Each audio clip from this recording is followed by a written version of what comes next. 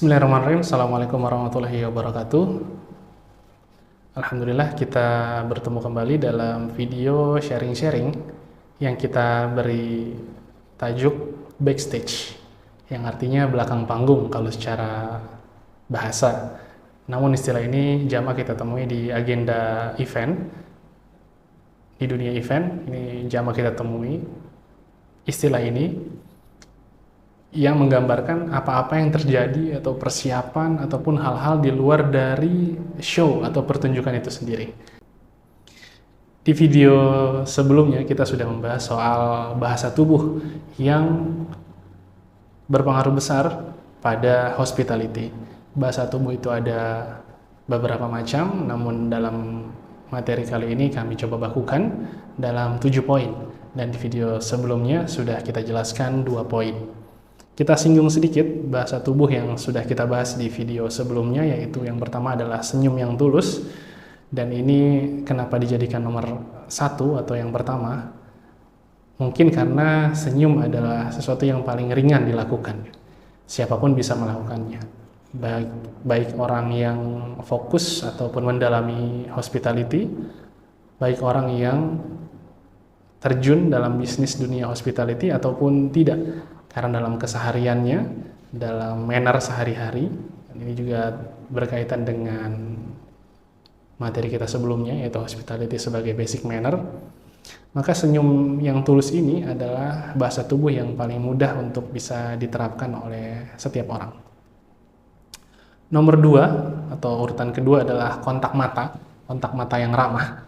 Mungkin bisa kita aplikasikan bahkan dalam video narasi satu orang seperti ini, walaupun ini adalah narasi satu arah, namun dengan kontak mata yang kita berikan kepada kamera, lensa kamera, ini bisa menambah esensi, bisa menambah kontak ya, menambah koneksi antara si pembicara dan pendengar. Kontak mata yang ramah ini juga bisa menunjukkan bahwa kita tertarik akan bahasan dalam interaksi ini, khususnya dalam interaksi dua arah. Misalnya kita berpapasan dengan orang, berkomunikasi dengan orang, kontak mata yang ramah ini bisa memberikan poin atau menambah kesan kita tertarik kepada lawan bicara kita. Yang perlu diperhatikan dalam kontak mata ini, jangan terlalu lama. Tidak seperti ini nih, kalau misalnya kita sedang berbicara ke kamera kan, tentu kita berikan kontak mata yang lebih lama. Kalau misalnya dengan orang yang kita bicara atau berpapasan langsung, betul hangat kontak matanya, tapi tidak terlalu lama, karena mengisyaratkan kita sedang seperti ingin tahu apa yang ada di dalam orang itu terlalu jauh gitu. Ya bisa saja kita, apabila ini lebih mudah ya, misalnya kita berinteraksi dengan lebih dari satu orang, kita bisa lemparkan pandangan ke orang lain, walaupun kita bicara dengan orang A misalnya, tapi ada beberapa pendengar lainnya. Walaupun kita bicara dengan orang A, kita bisa lempar pandangan kita ke orang B misalnya. Lalu kita kembalikan lagi ke orang A yang sedang kita ajak bicara. Ya, itu 2 poin tentang bahasa tubuh yang sudah kita bahas di video sebelumnya. Maka seperti yang sudah kami janjikan, bahwa di video kali ini kita akan coba bahas 5 poin bahasa tubuh yang sangat erat kaitannya dengan hospitality. 2 poin yang tadi cukup mudah tuh. Ya, yang pertama senyum, yang kedua kontak mata, cukup mudah. Yang ketiga ini mulai mungkin tidak semua orang merasa mudah ataupun bisa melakukannya. Atau mungkin tidak tahu informasinya. Maka coba dari video ini kita coba sedikit sharingkan seperti apa sih selain 2 poin yang mudah tadi. Yang ketiga adalah postur tubuh yang terbuka. Postur tubuh yang terbuka. Berdiri saja apabila kawan-kawan merasakan nih, misal kita berdiri dengan orang yang sudah akrab dengan kita rasa berdiri kita itu aman aja, santai, tidak ada harus kita pikirkan gitu ya. Ya terbuka, kita nyaman. Memang ada berdiri yang gak nyaman, mungkin pertanyaannya seperti itu. Coba kawan-kawan sekalian bayangkan atau ingat-ingat lagi, pernahkah kita berhadapan dengan orang yang baru pertama kita kenal, atau orang yang kita segani, misalnya dia ustadz kita, guru kita, atau pejabat setempat, orang yang kita baru kenal, berdiri untuk ngobrol aja itu kita rasa semua posisi salah gitu. Kita takut salah, bahkan baru poin berdiri, kita nggak santai. Nah, postur tubuh seperti inilah yang bisa membedakan antara orang yang sudah terbiasa menerapkan poin-poin hospitality, keramah tamahan dalam kesehariannya dengan orang yang belum mendalami atau belum punya informasi terkait postur tubuh. Sebagai contoh nih, berdiri tegak tapi tetap santai. Ada orang berdiri tegak, misalnya gini, oh iya Pak, ini kerasa nggak santai nih. Biasanya ini seperti pada saat apa nih? Saat interview ya kan, duduk tegak, atau pada saat berdiri juga tegak begini. Ini kerasa nih, ini nggak santai. Nah, kalau misalnya kita nggak santai, maka lawan bicara kita juga nggak santai. Rasa-rasanya seperti pengen segera cepat selesai gitu. Pengen cepat selesai pembicaraan ini, atau diskusi ini, atau papasan kita dengan dia, interaksi kita pengen cepat selesai. Karena kita nggak santai. Padahal baru hal berdiri saja. Maka berdiri ataupun duduk dalam bidang hospitality, buatlah santai. Seperti apa? Coba rilekskan. Jangan ada yang tegang gitu. Misal tadi seperti ini, duduk interview. Ini tegang. Kalau kita rasakan bahu kita sebenarnya agak tegang, coba rilekskan. Atau tulang belakang kita tegang gitu. Seperti orang mau upacara. Ya mungkin ini bisa kita terapkan atau sesuai kita terapkan pada tempatnya. Misal interview kerja. Ini pun tidak bisa diterapkan ke semua interviewer gitu. Kita lihat suasananya seperti apa. Maka duduk yang santai tapi tegap, atau berdiri yang santai tapi tegap, coba kita rilekskan. Ini tetap tegap. Duduk ataupun berdiri ini tetap tegap. Tapi santai. Periksa. Tidak ada persendian kita yang tegang. Satu, seperti itu. Berdiri atau duduk, usahakan tegak namun santai. Kedua, postur tubuh yang mengisyaratkan hospitality yaitu posisi tangan utamanya dan posisi kaki. Kalau kita lagi berdiri sama kawan gitu, ngobrol ya sambil berdiri, posisi kaki kita tuh walaupun santai tegak aja, tapi rasanya ini posisi berdiri yang sempurna gitu. Ini kaki dulu ya, nanti tangan dia lebih nyata. Kalau misalnya dengan orang yang kita tidak biasa, kaki kita gimana ya, mau maju kayak salah, mau mundur satu juga seperti salah gitu. Atau kita miringkan satu gitu kaki kita misalnya, sepertinya salah. Nah, maka apabila kita sedang menunjukkan keramah tamahan, tegak saja kakinya. Jangan disilangkan kakinya. Jangan coba mungkin terlalu santai juga gitu. Kalau terlalu santai, berdiri kita, misal kita menyilangkan kaki, ini menghilangkan hospitality, menghilangkan keramah tamahan. Ini bisa membuat jarak antar orang yang berbicara dengan kita. Itu kaki, mungkin lebih simpel ya, karena dalam berinteraksi, kaki adalah bagian yang tidak terlalu kelihatan. Berikutnya adalah tangan. Tangan ini ada beberapa pola, kawan-kawan sekalian. Pernah nggak kalau kita ngomong sama orang, atau orang sedang ngomong sama kita, orang itu melipat tangannya seperti ini. Ini kalau dalam bidang psikologi interaksi, yang dulu kami pernah alhamdulillah mendapatkan materi tentang ini di pekerjaan kami yang sebelumnya, melipat tangan seperti ini, sadar atau tidak sadar, ini menggambarkan sikap defensif atau menolak. Perhatikan deh kawan-kawan, banyak orang tidak menyadarinya. Misal seseorang sedang memberikan materi, sharing gitu. Kalau kita nggak setuju, diri kita sendiri nih, kita sering begini. Oh, ya. Dia nanya, gimana pendapatmu? Kita tidak mengucapkan tidak menyetujui juga, tapi kita memberikan postur atau gestur seperti ini. Nah, menyilangkan tangan ini mengisyaratkan kita menolak atau tidak setuju atau tertutup dengan interaksi ini. Yang kedua, ada tangan diletakkan di belakang. Oh, gitu. Misal berdiri. Nah, ini dalam psikologi interaksi, ini diartikan sebagai ada hal yang ditutupi, atau dia menjaga jarak, dia santai, atau terkesan tidak mengindahkan, tidak memperhatikan, santai aja, kayak orang istirahat di tempat gitu. Ya, ditaruh di belakang tangannya. Atau bisa juga ditaruh di saku. Dalam dunia hospitality tentu ini tidak digunakan dua posisi tangan ini, atau tiga ya, yang satu disilangkan, dua di belakang, tiga di saku. Ini apalagi dalam bisnis hospitality kita tidak menggunakan posisi tangan ini. Lalu posisi tangan apa yang benar? Mungkin yang netral, lurus aja, tangan di depan paha, gitu. Lurus saja.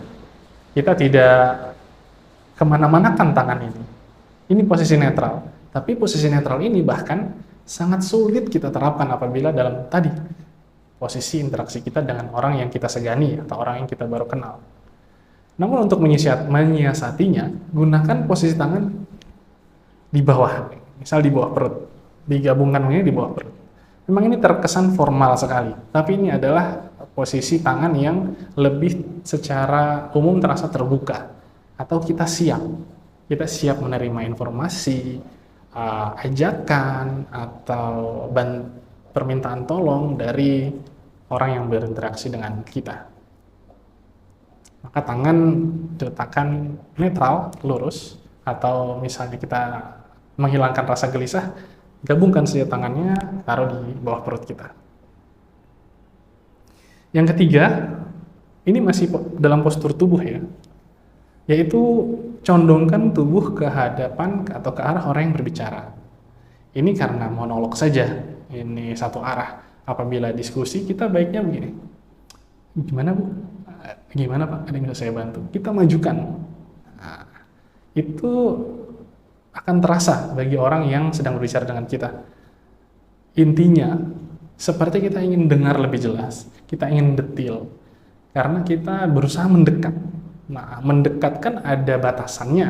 Nah, isyarat mendekat yang paling baik adalah mencondongkan sedikit.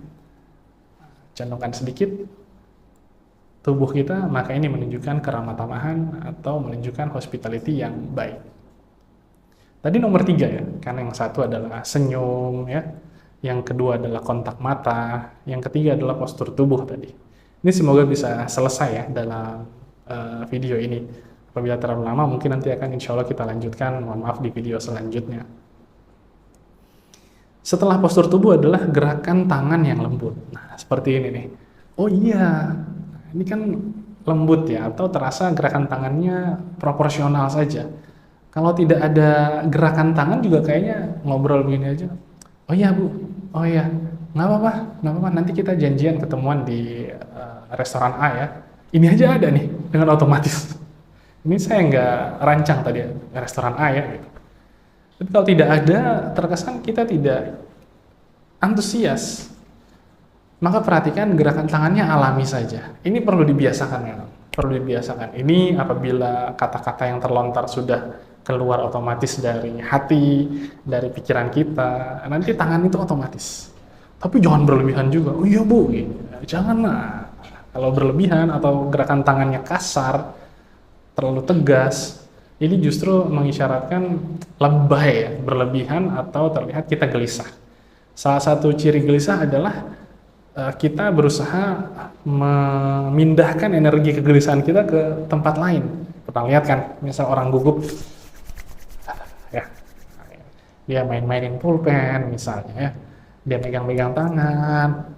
Nah itu ingin mengalirkan energi gugupnya ke tempat lain. Juga dengan gerakan tangan. Maka tangan di sini natural saja, lembut-lembut saja gerakannya.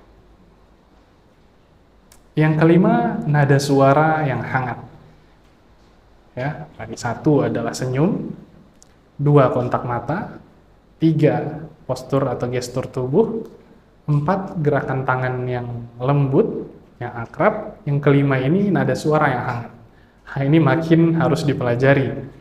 Apalagi bagi orang-orang yang tertutup ya, yang introvert, dia menemukan nada suara yang hangat ini agak butuh usaha. Seperti apa sih cara melatihnya? Nah, usahakan kita berbicara dengan kawan yang kita akrab. yang kita akrab. Coba bayangkan kita akrab dengan kawan kita, ngobrolnya seperti apa? Tentu bukan terlalu, misal ngobrol dengan teman terlalu akrab akhirnya jadi lepas ya, terlalu selengean gitu. Itu bukan seperti itu juga. Tapi cobalah nada suara kita itu ramah, menyenangkan.